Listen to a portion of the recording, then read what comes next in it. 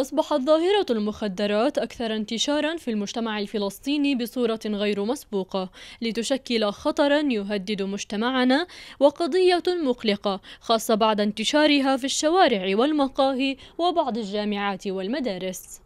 باعتقادي نعم انه في هناك تراني للطلب على المخدرات، وبالتالي هذه المشكله بلشت في ملامح تفاقم، وبالتالي يجب ان يكون في هناك سياسات واضحه سواء كانت تتعلق في مجال المكافحه الامنيه، بالاضافه لدور الشركاء الوطنيين في هذا المجال، بتتعلق في الوقايه، بتتعلق في مجال العلاج، وبالتالي يجب ان يكون الخطه متوازيه في هذا الجانب.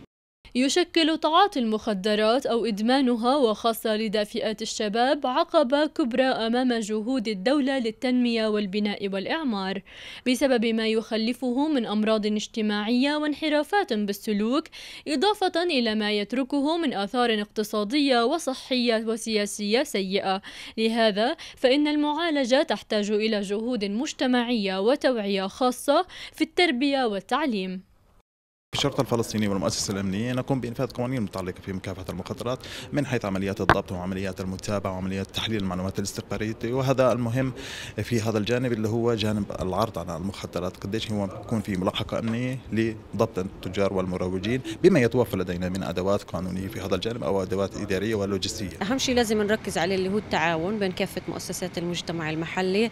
اثنين، دراسة الاحتياجات بشكل دوري للمجتمع، شو إحنا محتاجين في المجتمع، الشباب شو محتاجين هلأ، ونقدم لهم إياها بطرق سهلة اللي للوصول لهم.